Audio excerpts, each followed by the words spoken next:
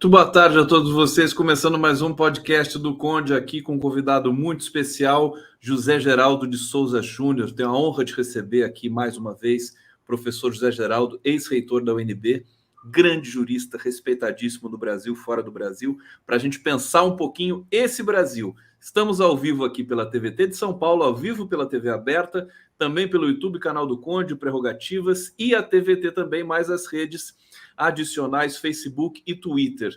Professor José Geraldo, para mim é sempre uma felicidade tão grande te receber que enfim, a semana fica mais bonita quando você passa por aqui. Eu quero te receber com todo carinho mais uma vez, passar a palavra para você saudar o público também, que tem uma admiração muito grande pelo seu trabalho, pela sua história. Tudo bom? Tudo bom, Conde. Queria saudar os interlocutores do programa nas várias redes que o sustentam, o TVT, Prerrogativas, né? O canal do Conde conduzindo tudo isso, né? Dizer aqui que pianinho maneiro esse que abre a sessão. Você gostou, né, Zé Geraldo? Parece o Oscar Peterson, não? Parece. Você vê que é um jazz, adoro o Oscar Peterson. É um jazzinho da contagem regressiva. Muito bonitinho mesmo, eu gosto muito. Vai embalando a gente, né? Daqui a pouco a gente está pianíssimo aí no papo, né? Mas então, Conde, é recíproco, né? Você é um sopro de inteligência, né? Nesse mundo de muita mediocridade. Lembrando o Musil no Homem Sem Qualidades, né? A advertência que ele faz para esses tempos novos, homens novos, né? Em que ele adverte, né? Da questão de que, às vezes, há um pouco mais de mal naquilo que é bom, um pouco mais de erro naquilo que é verdade, um pouco mais de maleabilidade onde a gente quer definição, né? E o seu programa nos ajuda a expurgir o mal no bom, o falso no verdadeiro, né? E princípios, onde tem tanta mediocridade, tanto res de chão, né? É uma alegria, é um sopro de inteligência em tempos de mediocridade.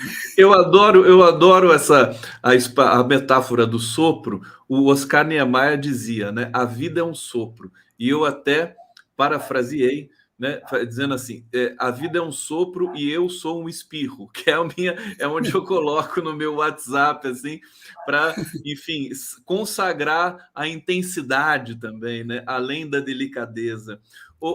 Professor Zé Geraldo, eu usei uma expressão nos debates recentes aí que eu tenho feito, aliás, hoje, especificamente hoje, de que a gente está passando por uma espécie de overdose de verdade. É até uma sensação um pouco estranha, sufocante, porque no caso, por exemplo, da nossa maior referência política, que é Luiz Inácio Lula Silva, a ONU acabou de emitir uma decisão importantíssima e hoje o Lula é capa da revista Time. Eu vou até colocar na tela aqui. Não posso deixar de começar o nosso debate com essa notícia. Aqui foi muito reverenciado, né, tratado como chefe de Estado, e que é muito simbólico, muito emblemático para o momento que a gente está vivendo. Eu queria que você comentasse um pouco, né, essa repercussão e essa reviravolta, que ainda depende de alguns processos, né, sobretudo eleitorais, mas uma reviravolta que é da ordem democrática, né? Então, eu considero que a democracia é uma condição da contemporaneidade no sentido de que, enquanto construção, né, é o mais qualificado empreendimento de humanização que nós temos, e, portanto, da política em seu mais alto nível. Aristóteles dizia que o homem era um animal político, ele não disse que era um animal racional. A racionalidade está distribuída de várias maneiras na vida, né? Todos os animais, humanos ou não, têm racionalidade. Uns, os não humanos, mais transitiva, outros, os humanos, mais reflexiva, né? Nós nos colocamos a questão da humanidade. Os cães não problematizam a sua realidade e não colocam o problema da caninidade, né? Mas tem racionalidade, né? Sustentam a sua vida vivida, né? Nós temos a vida até inventada, né? Como dizia Ortega y Gasset, né? A gente tem a vida normal, a vida biológica, mas tem uma vida cultural, uma vida inventada, que é uma dupla natureza que nos constitui, né? Então, a democracia é esse processo de construção, né? Ela não retorna, ela retoma o seu curso nessa construção histórica que é constante e a conquista. É constante e a conquista. Acho que Lula aparece aí como essa referência de patamares elevados que nós conseguimos construir na nossa experiência política. Imagine, o operário que sai da fábrica e ganha altura de estadista, numa sociedade em que, um pouquinho antes, o operário era um escravo, alienado do humano, excluído da vida política, animalizado, né? Lá o Aristóteles, né? O homem é um animal político, o escravo é uma ferramenta que fala. E aí a gente assiste esse salto, que é um salto que vem na linha da dramática experiência de humanização que, em percursos coloniais como o que a gente vivencia, ainda nos seus suspiros, né? Porque a colonialidade ainda permanece entre nós, no racismo, no patriarcalismo, na hierarquia de classes, né? E este salto é das lutas emancipatórias da nossa experiência política, que joga o operário para a política e, enquanto tal, o transforma num estadista. O mundo sabe disso, a Time está reconhecendo o que o mundo já aprendeu, porque ele exercitou essa função na vida social e construiu uma plataforma de gestão da República e da vida política com altíssimo grau de distribuição de poder e de distribuição de riqueza. O mundo viu isso, a ONU vê isso. E, ao assim se pronunciarem, né, indicando exatamente que se trata de uma construção, a capa da Time menciona que é um retorno, é uma volta, é um segundo ato, é uma condição de retomada, porque a história não pode ser interrompida, ela pode ser afetada no seu curso, mas ela retoma o seu leito. E aí a sua margem e nos escombros que vão ficando, a barbárie, o atraso, o privilégio, a obstrução, fruto de experiências que vão ainda fazendo efeito na vida social, mas aos poucos vão sendo dissipadas pelo esclarecimento, pela construção política de uma sociedade, né, que represente reconhecer a luta social e entender que é preciso construir formas justas de convivência, né? Professor José Geraldo, como é bom ouvi-lo. Está aqui o comentário do público. Gal Belchior, salve, professor José Geraldo. Ana Pimenta, adoro ouvir o Zé Geraldo. E a Regina da Costa, a vida é um sopro e eu sou um vendaval. Está aí, inspirada também no Paulinho da Viola, né? Para mim, é vendaval naquela música clássica, sinal, acho que é sinal de alerta. Não, sinal fechado, né? Sinal fechado, né? Já foi tema de novela, né? Tema de novela. Meu querido Zé Geraldo, eu queria explorar, a gente vai explorar ainda vários temas aqui, mas um pouco explorar contigo a decisão e a atuação do ex-presidente Lula nesse momento, que eu acho que ela é muito especial, muito singular, sobretudo na aliança que fez com um ex-adversário, que é o Geraldo Alckmin. Como é que você vê essa costura do ex-presidente Lula? Eu confesso que vejo um Lula querendo deixar um país como legado, um país que realmente respire e transpire democracia e que possa conviver com alternância de poder de maneira soberana e de maneira muito democrática. Mas eu queria ouvi-lo, quer dizer, porque a gente vive momentos que são muito tensos, né? Não é só uma aliança, a meu ver, digamos, pontual para se ganhar uma eleição. Eu acho que extrapola um pouco esse significado. Queria te ouvir sobre isso. Em primeiro lugar, eu queria dizer assim que é curioso, né, que um conjunto enorme de formadores de opinião, de interlocutores da vida política, né, exercite essa forma curiosa, né, de reduzir a capacidade política e mediadora de uma personalidade tão singular como a do Lula, né? Nós que estamos em diferentes níveis de inserção no social, né, não construímos muito. Claro, nunca construímos o que ele realizou do ponto de vista do reconhecimento internacional que ele tem, né? Então, nós sabemos de tudo e ele não sabe de nada, né? Nós temos o conhecimento, né, cerebral daquilo que é a melhor direção da ação política, e ele que fez política de uma maneira tão excelente para ter a expressão de reconhecimento que ele angariou no mundo como respeito não só dele, mas do Brasil por conta dele, né? Isso também é essa mania de querer que os sujeitos que vivenciam a política façam a todo tempo a sua autocrítica, né? Me lembro do livro do Semprún, né? A Segunda Morte de Ramón Mercader, quando esse grande escritor espanhol, né, que foi do Partido Comunista Espanhol, conta a razão pela qual definitivamente ele deixou o partido.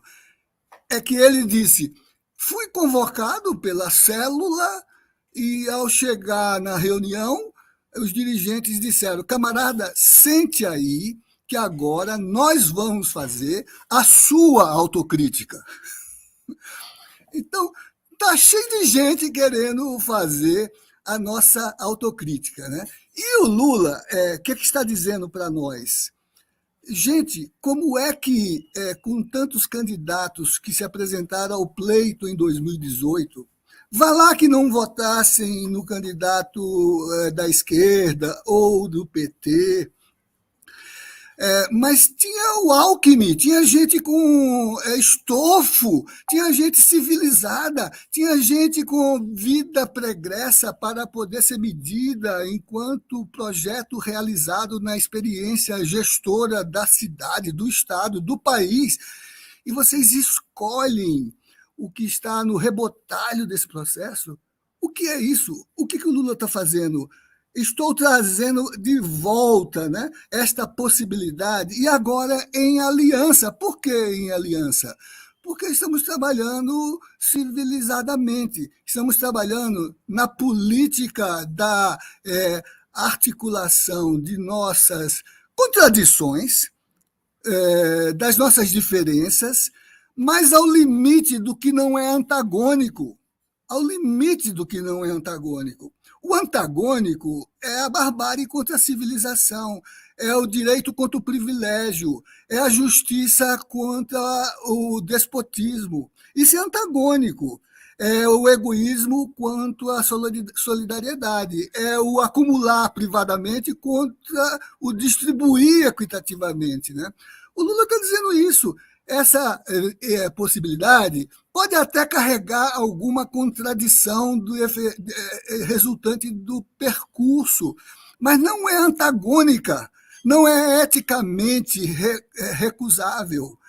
É um arco que indica que o nosso limite de construção política é o limite da tolerância, é o limite da pluralidade, é o limite da possibilidade de um projeto que não tem antagonismos no tocante aos objetivos que queremos concretizar. distribuir melhor a riqueza socialmente, porque ela é produzida socialmente, e partilhar o poder político, porque a experiência democrática nos ensinou o valor da democracia participativa. Olha o SUS aí, a democracia participativa, controle social, estrito senso, não é o controle democrático abstrato, é democrático, mas é social, porque é com o protagonismo dos sujeitos políticos organizados em estruturas de deliberação, de fiscalização, descentralizadas e universalizadas, como é o sistema de controle social do SUS, que garantiu a nossa sociedade salvaguardar um mínimo, um patamar de garantia de saúde contra uma governança absolutamente necropolítica, né? Então, eu acho que o Lula nos dá essa dupla lição, a lição de que nós não podemos ficar cegos por conta de contradições que não são antagônicas, são contradições que se conciliam. Um marxista senta à mesa com um cristão, né? Um democrata senta à mesa, se ele é mais radical, com um mais social-democrata, né? E no horizonte daquilo que é o valor da resposta social ao desenvolvimento pleno da condição humana, né? Encontrar um programa comum. É uma dupla lição. E agora nós queremos que ele faça autocrítica, que ele seja reduzido na sua capacidade brilhante de fazer mediações, não é isso? Nós não vemos isso. A Time vê, a ONU vê, não é isso? Pois é, agora durma-se com essa. Agora, você vê uma possibilidade, Zé Geraldo? Você acha que existe o perdão também nesse movimento? E a utopia, que é um conceito que lhe é tão caro nesse movimento que a gente assiste nesse momento? Porque nós teremos de passar por um processo de perdão, um processo de luto por tantas vidas que foram perdidas e que nós nem pudemos chorar direito, porque a gente estava lidando com uma outra catástrofe simultânea, que é esse governo que ainda está aí. Então, o perdão é uma condição política da reconstrução pedagógica das instituições. É por isso que na justiça de transição, por exemplo, que é uma justiça de reconstrução política estabelecida em circunstâncias dramáticas, depois de grandes conflitos, né, depois de grandes convulsões que envolvam, por exemplo, períodos autoritários, ditatoriais, né? A transição é um processo em que se constrói a possibilidade de conciliação, mas não abre mão da responsabilização das condutas. E o perdão é um ato político de retomada de um caminho que pode proporcionar condições de redenção. A função do perdão é redenção.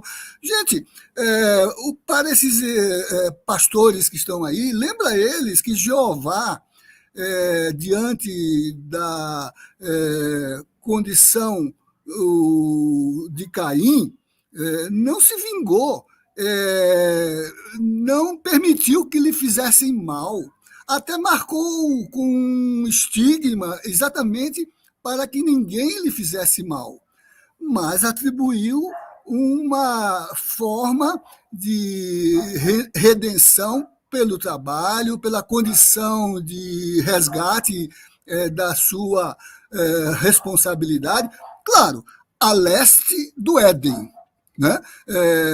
Mas não se vingou, não aplicou a vingança, o olho por olho, né? O convocou para assumir a responsabilidade pela sua transgressão, né? Então, o perdão é o corolário da justiça de transição. Você apura as violações, responsabiliza as condutas, e até pode estabelecer um grau de punição, mas em nome da redenção política, você perdoa. O perdão, a Comissão de Anistia, aliás, quando encerrava seus processos no Brasil, ao tempo das últimas presidências, Paulo Abrão, Marcelo Lavené Machado, Roberto Aguiar, fazia cerimônia do pedido de desculpas que o Estado formulava àquele que foi sua vítima, né? Porque é um crime de Estado, é um agente do Estado que o produziu, né? Então, o perdão faz parte da condição da transição na vida política, né? E é o que a gente viu, onde essas experiências... Mandela é a expressão disso, né? E depois de um regime dramático, né, de profunda desumanização, né? Então, eu considero que, sim, né, o perdão é uma exigência, mas também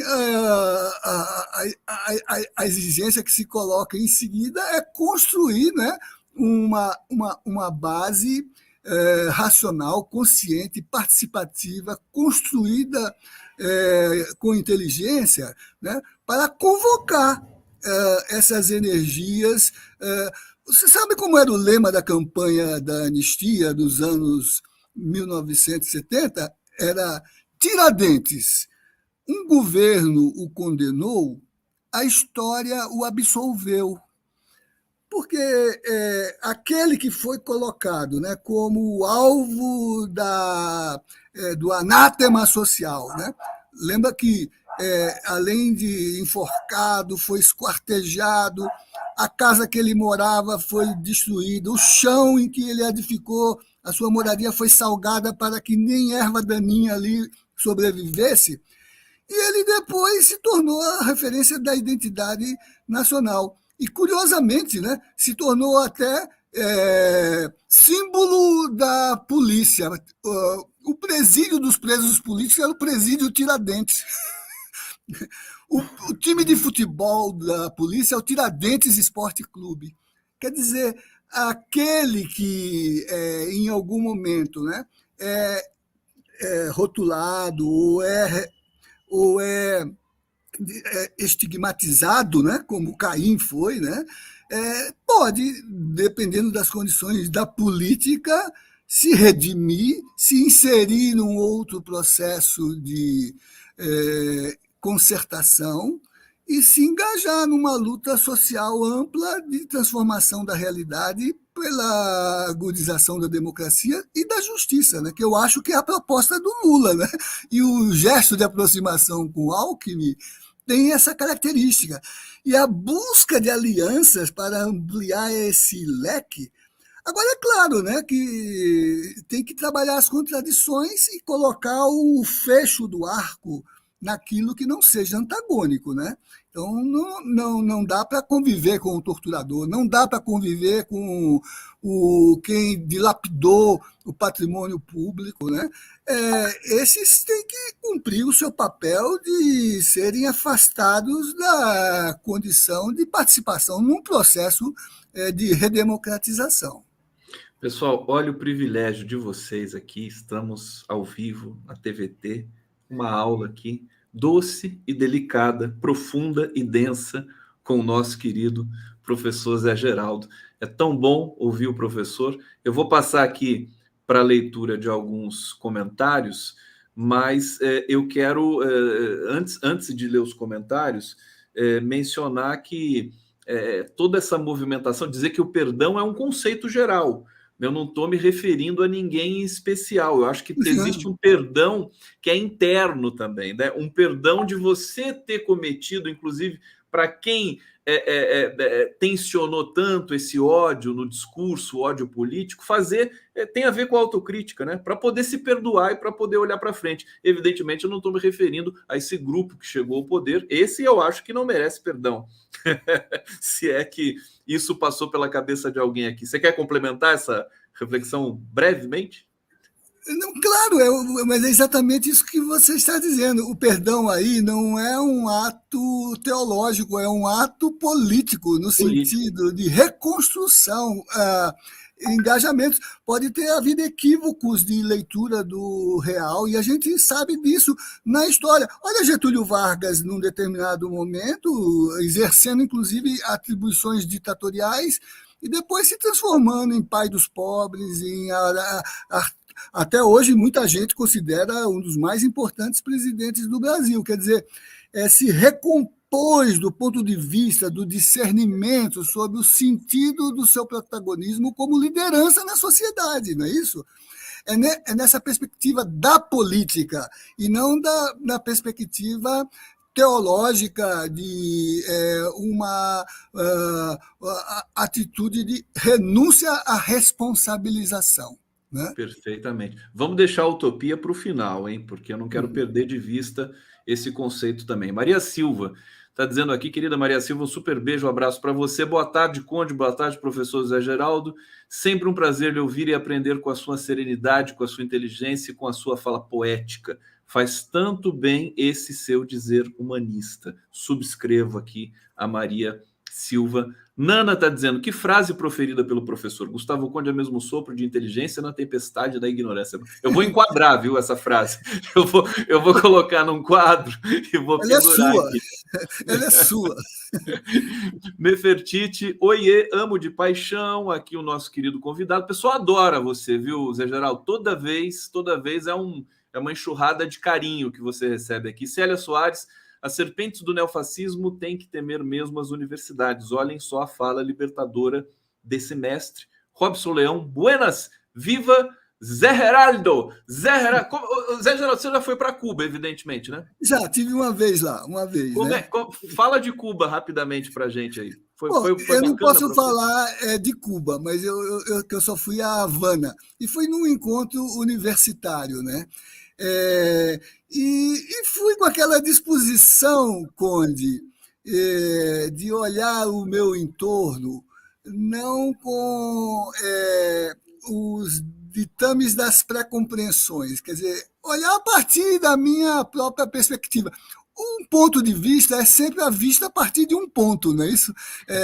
Então, você tem que se localizar, você não tem que olhar como o foco que lhe precede descortinou, né, um quadro para você enxergar o que está ali. Né? O Schopenhauer dizia que o importante não é descobrir coisas novas, mas olhar de forma diferente para o que você tem diante dos olhos e não vê. Né? Então, eu fui para Cuba, para Havana, né? Para um encontro de universidade, gente do mundo todo, circulando num ambiente em que a interlocução com as pessoas era dentro de um clima de confiança, de abertura para trocar ideias sobre a vida e sobre o mundo. Num sistema, vamos dizer assim, quase monacal, porque é uma comunidade que, não tendo hierarquias de distribuição, né, as pessoas... Eu fui num restaurante, o Conde, e tinha fila. Eu fiquei na fila. Mas na fila comigo ficou o ministro da Educação.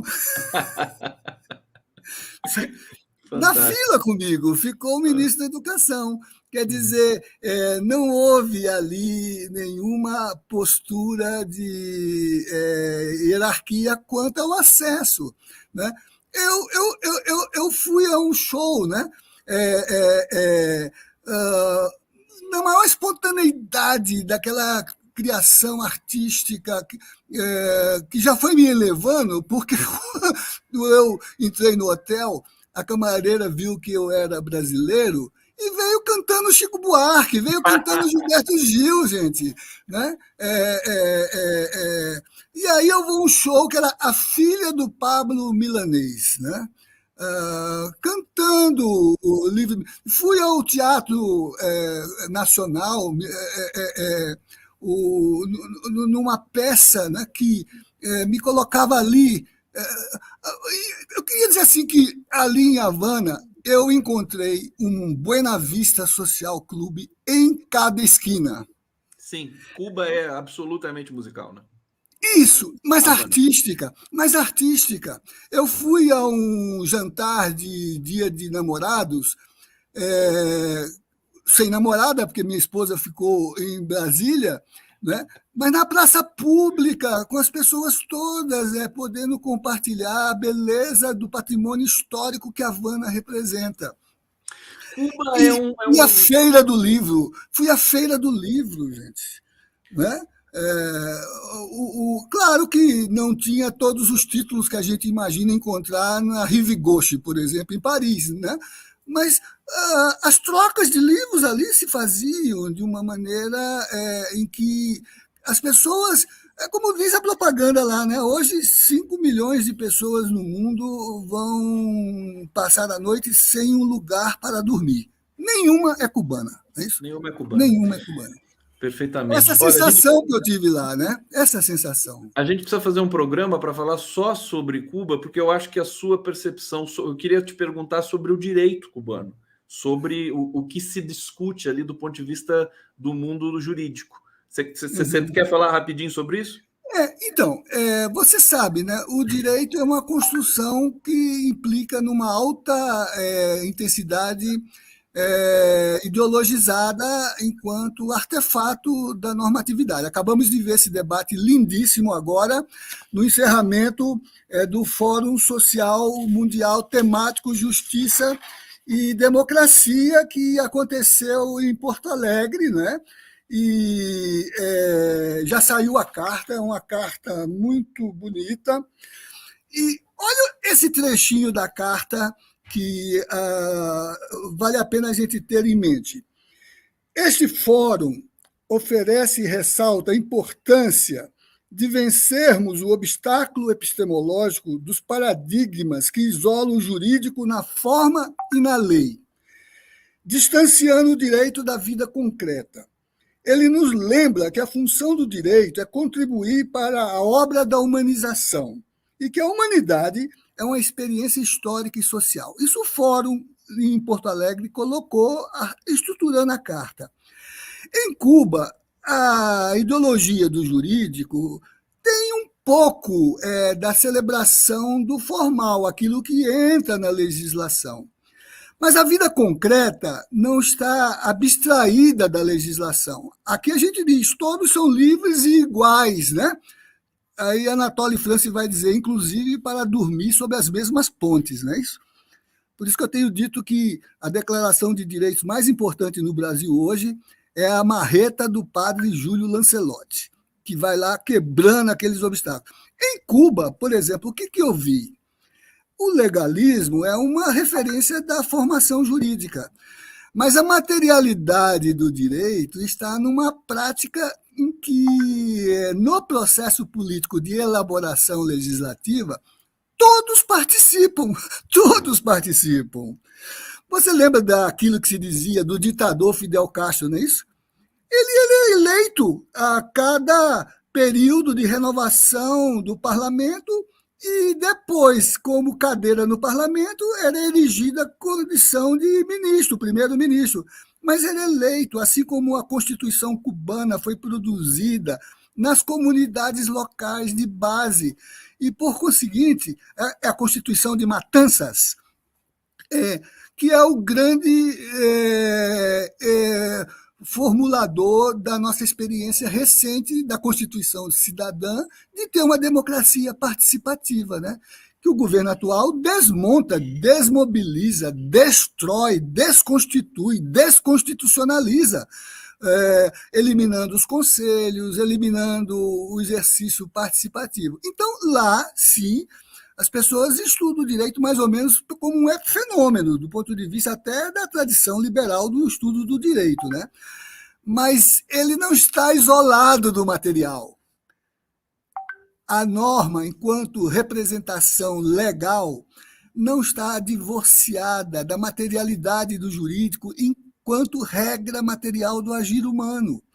Porque o processo de produção regulatório é esse processo que a gente assistiu depois de 88, com orçamento participativo, com os conselhos funcionando. Você já viu a resolução, Conde? É a coisa mais linda do mundo. A resolução do Ministério da Saúde relativo à política de educação do SUS como formulação de conhecimento popular. Não li essa. Então, você precisa ler. Está escrito lá, e pasme, Conde, na regra, na norma burocrática, que os fundamentos da política são a dialogicidade,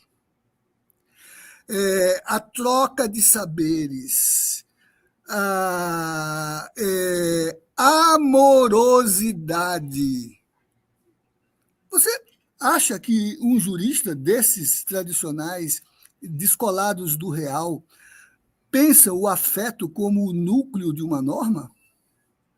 Né? Aliás, deveria ser um pré-requisito para as altas cortes brasileiras, né? O claro, afeto. O afeto. Então, lá na regra que disciplina a educação popular para o SUS, a resolução diz que a amorosidade é um conteúdo da regulação. Mas aí a tradição do jurídico a lei é dura, mas é a lei, não é isso? Dura lex sed lex, né? Então, como é que a gente faz essa injunção entre o material como regra do agir e a normatividade como expressão do que é o seu conteúdo, né? Sem buscar uma forma de inserção do destinatário da norma na sua produção, que é o que a gente assiste nas boas democracias, não é isso? Sim, mas que é levado ao estado da arte no projeto que você lidera, né? Que é o direito achado na rua, que é uma experiência única, enfim, que é importantíssima. A gente precisa uma hora também falar só sobre isso.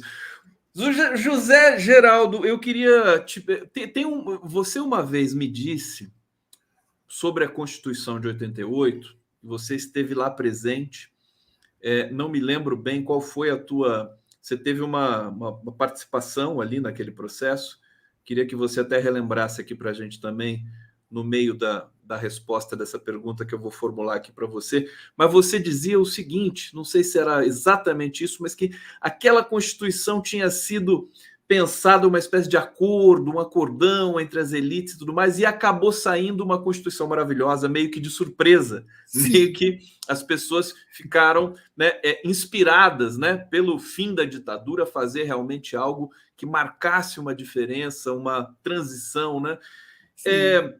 Eu queria que você lembrasse esse momento um pouco para a gente, da sua participação, e se nós temos na retomada muito provável que da democracia no Brasil nesse momento, no sentido de o retorno de um governo soberano, etc., se a gente terá de mexer nesse patrimônio que é a nossa Constituição, ou se simplesmente teremos de renová-la e reiterá-la. Então, Conde, recuperando um pouco o pertencimento, né? Apesar de que o tempo já faz um deslocamento, no meu caso ainda é memória, porque eu digo assim, como lembramos, como vimos, como estivemos em tal situação, para a maioria hoje já é história, né? Para os jovens, por exemplo, que a gente tem que convocar para tirar o título de eleitor, quase que eu tive que, nessa casa de ferreiro, jogar fora o espeto de pau, mas consegui que meu filho fizesse o realistamento dele, né? Não pode deixar de votar, né?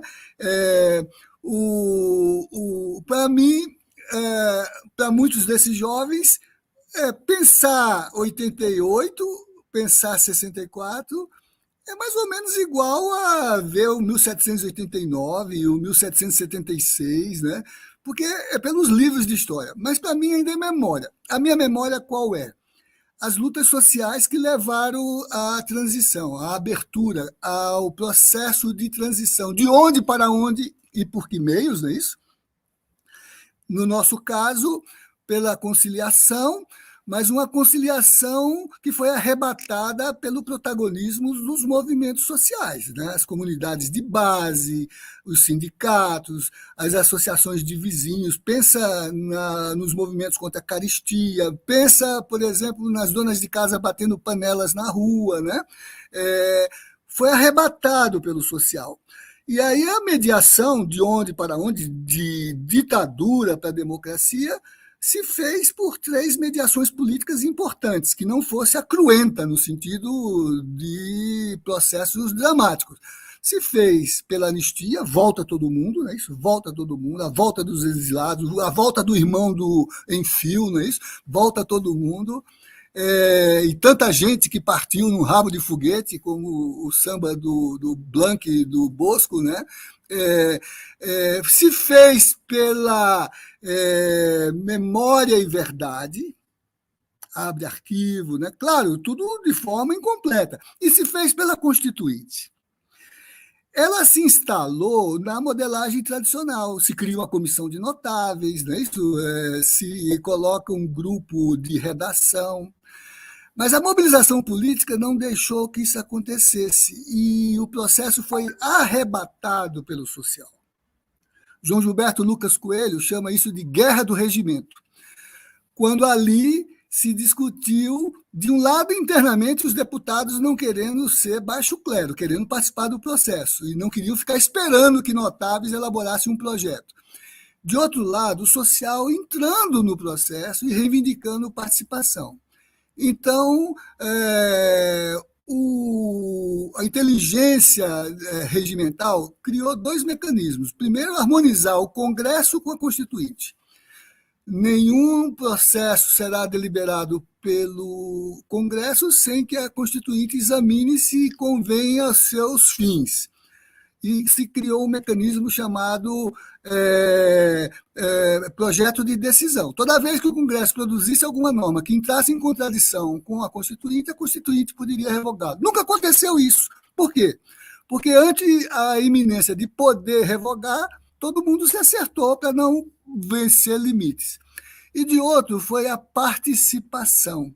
Se criou internamente o mecanismo de que todos os deputados poderiam participar do processo, a criação das 24 subcomissões, não é isso?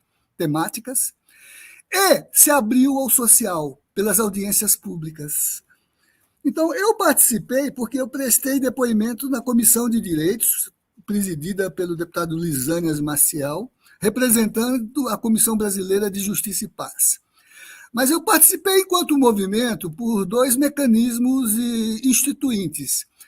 A Comissão de Acompanhamento da Constituinte, que o reitor Cristóvão Buarque criou quando era reitor na UNB, e a Comissão de Acompanhamento da Constituinte, que a CNBB criou na presidência de Dom Ivo Loscheider, depois com Dom Luciano Mendes de Almeida, e eu integrei o grupo de juristas cristãos que participaram desse aconselhamento. E aí nós construímos documentos importantes que resultaram, por exemplo, nos 12 milhões de assinaturas que a CNBB levou ao doutor Ulisses, representando posicionamentos auridos das mobilizações das comunidades de base, que se envolveram nesse processo de criar aquilo que a CNBB chamou de exigências democráticas para uma nova ordem constitucional. Então, nessa dinâmica, eu pude participar, e aí queria dizer a você uma coisa, Conde, que notável. Meu primeiro contato ao falar na Constituinte foi impulsionado pela leitura que o social trazia. O Éder Sade escreveu um livro, Quando Novos Personagens Entraram em Cena, não é isso? No qual tem um prefácio da Marilena Chauí, em que ela fala dos sujeitos coletivos inscritos nos movimentos sociais, que são portadores de autonomia, auto a si próprios, nomos, direito em grego, que são capazes de se dar a si próprios o direito, né? Desenharam um projeto de sociedade no modelo de uma nova Constituição. Quando eu falei para os deputados e trazia essas categorias de participação, eles olhavam para mim aturdidos, eles não conheciam aquela linguagem. Participação direta, revogabilidade de mandatos, iniciativa popular legislativa. Eles não sacavam isso. Eu também participei do grupo que gerou o capítulo do direito sanitário pela 8ª Conferência de Saúde, né, do movimento sanitarista. Conde, no final do processo, os deputados eram doutores naquele tema. Eles aprenderam com o social, na interlocução com o social.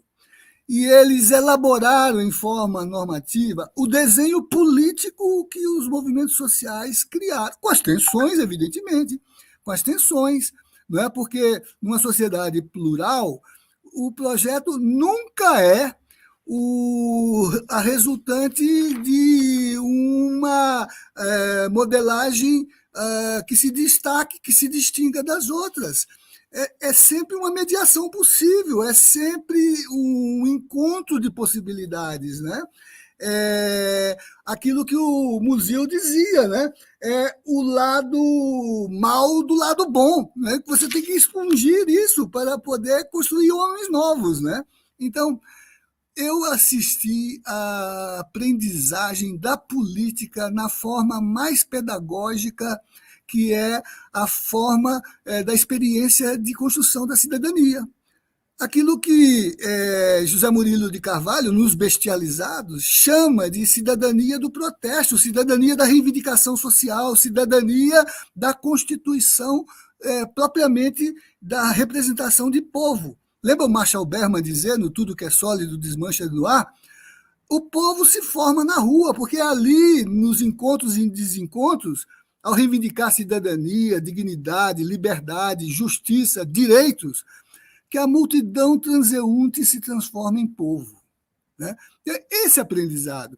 Aí você dirá, esse aprendizado sai da nossa consciência, deixa de ser reserva utópica com a qual a gente possa alavancar a nossa transição para o futuro, um futuro que a gente dispute, um futuro que a gente projete. Né?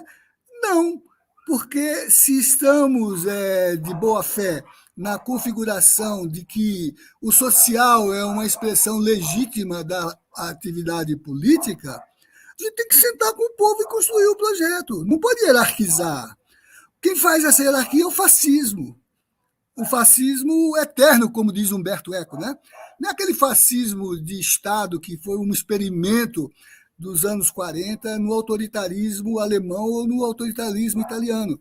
É esse fascismo societal, esse fascismo da intolerância, esse fascismo de uma cultura pós-colonial que carrega as injunções do racismo, do patriarcalismo, da hierarquia de classes, que a gente tem que trabalhar para nos reconstituirmos como sociedade solidária, não é isso? Isso é uma construção. Por isso que a Marilena Chauí diz que a democracia não é uma forma de governo, é um projeto de sociedade. José Geraldo de Souza Júnior nos contemplando aqui com essa fala tão profunda quanto poética. Eu vou ler alguns comentários aqui do nosso público. Regina da Costa, são lindas as músicas cubanas, lembrando aqui do relato que o professor nos contemplou também. Cecília Jordi, meu mundo, cultura em cada esquina. Que lindo, ela dizendo aqui. Saudades, professor Camila Aquino. Camila Aquino, meu Deus! Camila Aquino foi sua aluna? Foi! Olha só que bonito aqui. A gente se encontra também aqui nesses momentos. Sônia Batista de Souza, Zé Geraldo, você é um gênero. Eu até pensei, será que foi o corretor? Mas o Zé Geraldo é um gênero mesmo, né? Engloba uma porção de coisas. E o Conde é o meu fator de flexão. Flexão, exatamente. Ana Teixeira aqui. Que entrevista sensacional. Regina da Costa, Zé Geraldo Souza Júnior, quanta cultura, parabéns, professor. Marina de Chico Buarque, parceiros da alegria e da luta, Zé Geraldo e Conde, encontro de potências. Adriana Soares, tenho de colocar todos esses comentários aqui, porque realmente vale a pena. Live maravilhosa. E Nores, Regina, dizendo boa noite ao Conde, ao grande professor Zé Geraldo, estou adorando o papo, uma verdadeira aula, Porto Alegre, Rio Grande do Sul. Zé Geraldo, a gente está chegando no final do programa. Que pena, já, Voou, já é, voou. é, Enfim, porque o papo realmente é o tempo do sentido, né? Eu experimento muito isso nas minhas lives, né? Quando uma live tem, quando um debate, né, tem tanta densidade, o tempo passa realmente mais rápido, é impressionante. A gente acho que reenquadra, né, as gradações do tempo. Agora, para a gente fechar esse papo, eu queria pedir, inclusive é um pedido, né, para você, porque todos nós ainda estamos aflitos, machucados com tanta desastre que aconteceu no Brasil, e a gente tem assim cifras de insegurança jurídica no ar. Com a uhum, sua experiência, né, com todos esses blefes que aparecem, enfim, casos de agressão ao STF, militares circulando onde não deveriam circular. Qual o enquadramento que você dá para aquilo que está por vir, digamos, a nossa eleição mais importante, justamente no bicentenário? o futuro é futuro porque é incerto, né? Mas ele não é uma ilusão. Cabe a nós começar a construí-lo desde já. A nossa condição de transitar para o futuro é radicalizar a democracia. Esse é o nosso papel. E, com isso, contrapor aos obscurantismos, né, que enodoam a democracia. Então, a nossa função não é tergiversar, né, não é perder foco do ponto de vista do nosso objetivo político, que é o que tem mais consistência ética, o que não nos esgarça eticamente, né? O, o, o, o filósofo Rafael Nardona, a propósito desses tempos, e ele estava pensando um pouco em Camus e na Peste, né? Dizia que as condições que você descreve apequenam o mundo. Apequenam. O Domênico de Masi fala que empobrece a inteligência. E dissolve os valores, né? Perdemos qualidade, mas nós não podemos nos deixar deslizar, diz o Nardona, em direção ao abismo desse esgarçamento, rebaixando nossa consciência a de gado no matadouro que intui sem o fim, sem reagir. A gente não pode tomar esse momento como um fim, porque a gente reage. E reage como? Aprofundando a democracia, interpelando. Eu estou pedindo, em nome de um conjunto de entidades, audiência com o ministro-presidente do TSE. Hoje mesmo liguei no gabinete, Juristas para a Democracia, o Ministério Público Transforma, MST, a Comissão Justiça e Paz, para levar a ele a preocupação, primeiro, de que não podemos nos render a essas recalcitrantes. Por exemplo, exigir o Observatório Internacional das Eleições, afirmar o princípio democrático que não pode ser erodido por bravata, porque também é um pouco de bravata, ô Conde. É um teste, é uma ampliação daquele círculo de proximidade no qual, como dizia Mayakovsky, né, as rosas do nosso jardim vão acabar sendo pisoteadas, né, se a gente não puser cobro a isso. Então, eu diria assim, nós estamos pedindo ao ministro-presidente essa audiência para levar a confiança da sociedade civil no sentido de não se deixar intimidar por arrotos. Nós somos sopro, eles são arrotos, não é isso? Por bravatas e por vociferações de quem quer que seja. Num sistema democrático, se você tem uma estrutura funcional armada, essa estrutura funcional armada não pode ter opinião política. Sim. Não pode se apresentar na cena política com roubos de pretor, de guarda pretoriana. A democracia é a construção da sociedade civil organizada e não de uma corporação. Não pode. né? Então, não se intimidar, construir a perspectiva da defesa das instituições democráticas e convocá-las para cumprir o seu papel. O Supremo é porteiro ou é guardião da Constituição? Ele é porteiro que impede que o direito ali prometido saia, ou ele é guardião para aprofundar a dinâmica do direito, movida pelo protagonismo dos sujeitos sociais, né?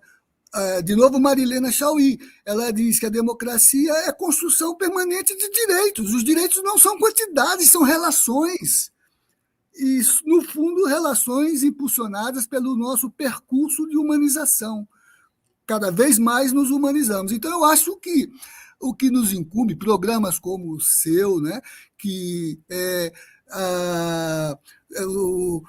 fustigam, né, essa barreira de uma mídia corporativa que é porta-voz do obscurantismo, que é a aliança do poder econômico, né, que editorializa, né, propostas, né, de alienação do social, dos bens construídos por ela, por exemplo, a distribuição do orçamento, o acesso às políticas públicas.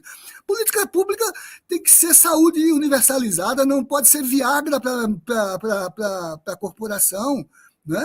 Não pode ser interesse segmentado em quem tenha algum tipo de capacidade de impressionar e de iludir a própria opinião democrática. Então, reivindicar, por isso que nós instalamos o Fórum Social Mundial Temático Justiça e Democracia, para dizer que é uma outra dimensão de justiça que pensamos, que não pode ficar reduzida na sacralidade do burocrático e que tem que se abrir ao diálogo com as expectativas do social no sentido de distribuir riqueza e compartilhar poder político. José Geraldo de Souza Júnior, quero te agradecer imensamente, sempre bom conversar contigo, o pessoal aqui está muito agradecido também, muito contemplado pelas suas ideias. Eu tenho que entregar o programa agora, Danilo querido está lá fazendo a nossa transição para a TV aberta, temos que terminar cravado, porque está chegando um novo programa aqui. Te agradeço imensamente e em breve estaremos juntos mais uma vez e passo para você dar o tchau para o nosso público aqui, meu querido Zé. Sim, ao público, e também queria que você transmitisse ao Paulinho Vanucci, que é o presidente aí, né, que foi ministro dos Direitos Humanos, né? Dizia ele que continuamos no front, diga a ele que a professora Naíbe Calho manda lembranças para ele, que ela, olha só, integrava o Comitê de Educação para os Direitos Humanos. Esse fascismo aí extinguiu o comitê. O que os membros fizeram? Voltaram à sociedade civil e criaram a Rede Brasileira de Educação para os Direitos Humanos. Tá vendo? A partir da sociedade civil, né? Mais fortes, mais... Então, dê um abraço ao Paulinho, viu, Vanucci, e a toda a equipe do Conde, do Prerrogativas e da TVT. Obrigado, professor. E aos nossos interlocutores, né?